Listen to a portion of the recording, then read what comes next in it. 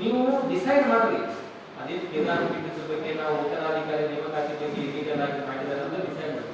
ಅದು ಡಿಸೈಡ್ ಮಾಡೋದ ಮಾಡೋದಕ್ಕಿಂತ ಮುಂಚಿತವಾಗಿ ತಾವು ಆರ್ಡರ್ ಮಾಡ್ರಿ. ಏನಂತ ಹೇಳಿ, ಈಗ ಭೀಮಾಶಂಕರ ನೀವು ಮಾಡಿದ ವ್ಯಕ್ತಿ ಏನಿದ್ದಾರಲ್ಲ ಅವರೆಲ್ಲ ಕಡೆ ಪ್ರಚಾರ ಮಾಡಿರ್ತಾರೆ ಥ್ರೂಔಟ್ ಇಂಡಿಯಾ, ನಾಟ್ ಅಲ್ಲಿ ಅಡ್ಜಸ್ಟ್ ಕರೆಕ್ಟ್ ಆಗಿ ಮಾಡಿಲ್ಲ. ಥ್ರೂಔಟ್ ಇಂಡಿಯಾ, ಈವನ್ ಅಲ್ಲಿ ಮಾಡಿ ಹೋಗಿ ಹಿಂದೆ ಹೋಗಿ ನೀವು ಕರ್ನಾಟಕದಲ್ಲಿ ಮಾಡೋದಂತ ಉದ್ದೇಶ ಇಷ್ಟೇ.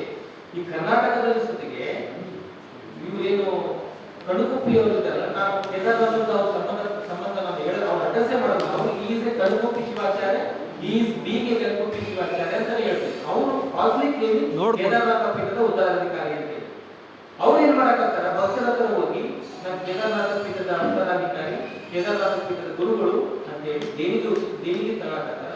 It is quite common. ಯಾರೋ ಒಬ್ಬ ಗುರುಜಿ ಹೋದ ಅಂತಂದ್ರೆ ಶಿಷ್ಯರು ರೊಕ್ಕ ಕೊಡೋದು ಅಥವಾ ದೇಣಿಗೆ ಅಂತ ಹೇಳ್ತೀವಿ ನಾವು, ರೊಕ್ಕ ದೇಣಿಗೆ ಕೊಡ್ತಾರೆ. ಆ ದೇಣಿಗೆ ತಗೊಂಡು ತಮ್ಮ ಸ್ವಂತ ಖರ್ಚು ಅಥವಾ ತಮ್ಮ ಸ್ವಂತ ಪಾಕೆಟ್ಗೆ ಯೂಸ್ ಮಾಡ್ತಾರೆ. That is wrong. ಅದು ಬರುವುದಿಲ್ಲ. ಅದು ಮಾಡೇ ಬಾಡಿ ಅಂತ ನಮ್ದು ಖಡಾಖಂಡಿತವಾಗಿ ನಾನು ಇದನ್ನ ಕೋರ್ಟ್ ಮುಂದೆ ಹೇಳಿದ್ದೀನಿ. ನಾನು after the order of the court ನಾನು BKTC ಅವರಿಗೂ ರಿಕ್ವೆಸ್ಟ್ ಮಾಡಿದ್ದೀನಿ.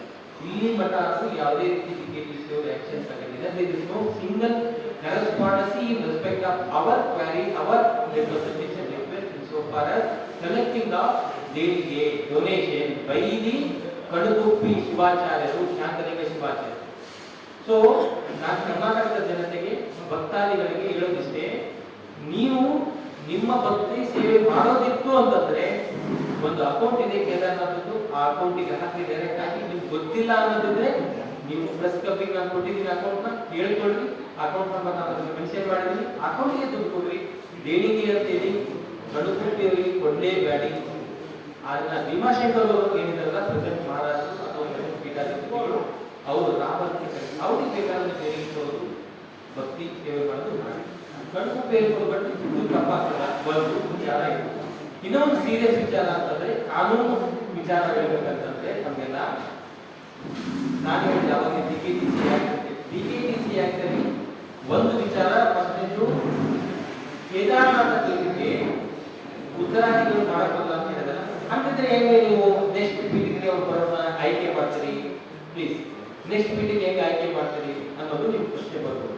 ನಾನೇ ಕೇದಾರನಾಥ ಪೀಠಕ್ಕೆ ಈಗ ಫಾರ್ ಎಕ್ಸಾಂಪಲ್ ಒಬ್ಬ ವ್ಯಕ್ತಿ ಈಗ ಭೀಮಾಶಂಕರ್ ಅವರು ಕೊಟ್ಟಿದ್ದಾರೆ, ಅವರ ಉಪಸ್ಥಿತಿಯಲ್ಲಿ ಏನು ಮಾಡಕ್ಕಾಗಲ್ಲ. ಯಾರು BKTC ಅವರು ಮಾಡಕ್ಕಾಗಲ್ಲ, ಗೌರ್ಮೆಂಟ್ ಅವರು ಮಾಡಕ್ ಬರಲ್ಲ, ದೇವರು ಬಂದು ಮಾಡಕ್ಕಾಗಲ್ಲ. BKTC ಅವರಿಗೂ ಅಥವಾ ಗೌರ್ಮೆಂಟ್ ಅವರಿಗೆ ಮಾಡಬೇಕಂತ ಒಂದು ಇಚ್ಛೆ ಬಂತು ಅಂತಂದ್ರೆ ಆ ಇಚ್ಛೆ ಯಾವಾಗ ಪರಿಪೂರ್ಣಗೊಳ್ಳುತ್ತದೆ? ಭೀಮಾಶಂಕರ್ ಅವರು ತಮ್ಮ ಪದಸ್ಥಾನಕ್ಕೆ ತ್ಯಜಿಸಿ ಹೊರಗಡೆ ಬಂದು ಅಥವಾ ಯಾವುದೇ ಕಾರಣಕ್ಕೆ ಆ ಪೊಸಿಷನ್ ಖಾಲಿ ಆಗ್ತದೆ. So what you call a vacant place ಇದ್ರೆ it is like appointment. Vacant post ಇದ್ರೆ ನೀವು ಪೋಸ್ಟ್ಗೆ ಅಪಾಯಿಂಟ್ಮೆಂಟ್ ಕೊಡ್ಬೋದು. ಅದು ಹೆಂಗೆ ಅಂತಂದ್ರೆ ಆ ಕಮಿಟಿಯವರು ಏನು ಮಾಡಬೇಕು, ಅಡ್ವರ್ಟೈಸ್ಮೆಂಟ್ ಪೇಪರ್ ಸ್ಟೇಟ್ಮೆಂಟ್ ಕೊಡಬೇಕು ಆ ಲೊಕ್ಯಾಲಿಟಿಯಲ್ಲಿ. ಆ ಲೊಕ್ಯಾಲಿಟಿಯಲ್ಲಿ ಅಡ್ವರ್ಟೈಸ್ಮೆಂಟ್ ಕೊಟ್ಟರೆ ಎಲಿಜಿಬಿಲಿಟಿ ಯಾರಿಗೆ ಆಗಬೇಕಂತ ಬರ್ತದೆ. ನೆಕ್ಸ್ಟ್ ಪ್ರಶ್ನೆ, ಎರಡನೇ ಪ್ರಶ್ನೆ ನೀವು ಏನು ಅಂತಂದ್ರೆ, ಅಲ್ಲಿ ಕೇದಾರನಾಥದಲ್ಲಿ ಒಂದು ಪ್ರೊಸೀಜರ್ ಇದೆ, ಕಸ್ಟಮ್ ಇದೆ. ಆ ಪೀಠಕ್ಕೆ ಶಿಷ್ಯರು ಅಂತ ಮಾಡ್ತಾರೆ, ಚೇಳ ಅಂತ ಕರಿತೇವೆ. ಶಿಷ್ಯರು ಅಂತ ಮಾಡಿಕೊಂಡು ಅವ್ರನ್ನೆಲ್ಲ ಏನ್ ಮಾಡ್ತಾರೆ, ಕೆಲವು ಕಡೆ ಕೇದಾರನಾಥ ಪೂಜಾರಿಗಳು ಅಂತ ಮಾಡ್ತಾರೆ. ಶಿಷ್ಯತ್ವ ಕೊಡ್ತಾರೆ, ಶಿಷ್ಯತ್ವ ಅಮಂಗ್ ದೋಸ್ ಶಿಷ್ಯ ಅಂತ ಅಥವಾ ಚೇಳ, why considering the appointment as per the paper statement, they are having eligibility to apply for the post of that Kedarnath post apply ಮಾಡಿದ್ರೆ ಅವರೆಲ್ಲ ಅಪ್ಲಿಕೇಶನ್ ಕಲೆಕ್ಟ್ ಮಾಡಿಕೊಂಡು ಅವರಲ್ಲಿ ಯಾರು ಸೀನಿಯರ್ ಇದ್ದಾರೆ ಅನ್ನೋದು ನೋಡ್ತಾರೆ ಶಿಷ್ಯರಲ್ಲಿ. ಈಗ ಫಾರ್ ಎಕ್ಸಾಂಪಲ್ ಈಗ ಭೀಮಾಶಂಕರ್ ಅವರು ಬಿಟ್ಟರೆ ನೆಕ್ಸ್ಟ್ ಸೀನಿಯರ್ ಬರೋದು ಇವರೇ, ಎರಡನೇದವ್ರು ಕೂತಿದಾರಲ್ಲ ಬುದ್ಧಿಗಳು, ಅವ್ರು ಸೀನಿಯರ್ ಬರ್ತಾರೆ. ಐ ಆಮ್ ನಾಟ್ ಕ್ಲೇಮಿಂಗ್ ಇವ್ರನ್ನೇ ಅಪಾಯಿಂಟ್ ಮಾಡಿ ಅಂತ ಹೇಳಕತ್ತಿಲ್ಲ, just for the sake of procedure ಹೇಳಕತ್ತೀನಿ. ಇವ್ರು ಎಲಿಜಿಬಲ್ ಇದ್ದಾರೆ.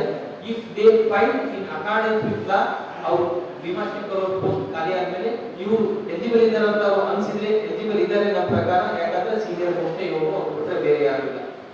ಅವ್ರನ್ನ ಪ್ರೊಸೀಜರ್ ಪ್ರಕಾರ ಅಪ್ಲಿಕೇಶನ್ ರಿಸೀವ್ ಮಾಡ್ಕೊಂಡು ಯಾರಿರ್ತಾರೆ ಒಂದು 20 ಅಪ್ಲಿಕೇಶನ್ ಎಷ್ಟೇ ಬರುತ್ತೆ ಸ್ಕ್ರೂಟಿನಿ ಮಾಡಬೇಕು. ಅಪಾಯಿಂಟ್ಮೆಂಟ್ ಇದ್ದಾಗಿತ್ತು, ಗೌರ್ಮೆಂಟ್ ಅಪಾಯಿಂಟ್ಮೆಂಟ್ ಇದ್ದಾಗ ಸ್ಕ್ರೂಟಿನಿ ಮಾಡಿ ಎಲಿಜಿಬಿಲಿಟಿ ಪ್ರಕಾರ ಮಾಡಬೇಕು ಹೊರತಾಗಿ not for the sake of their interest.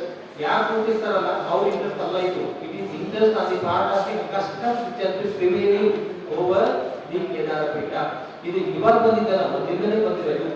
Only for the sake of procedure they have made it and an enactment that is called as BKTC 1939. So this is one type of legal issue. Now what is going on, ಏನಪ್ಪ issue wrong ಏನಾಗಿದೆ ಅಲ್ಲಿ ಅಂತಂದ್ರೆ ಇದೆಲ್ಲ ಗಾಳಿಗೆ ತೂರಿ some political influences and there are some interest on the post that is now being enjoying by the ಡಿಮಾರ್ಷನ್ಗಳು ಅವನ್ನ ತಪ್ಪಿಸಬೇಕು ಅಥವಾ ಅವರೇ ತಮ್ಮ ಉದ್ದೇಶಪೂರ್ವಕವಾಗಿ ಬೇರೆಯವರು ಮಾಡಬೇಕು ಅಂತ ಹೇಳಿ ಒತ್ತಾಯದಿಂದ ಒಬ್ಬನ ಅಪಾಯಿಂಟ್ಮೆಂಟ್ ಉತ್ತರಾಧಿಕಾರಿ ಅಂತ ಮಾಡಿದ್ರೆ ಆ ಉತ್ತರಾಧಿಕಾರಿ ಮಾಡಿ ತಪ್ಪು.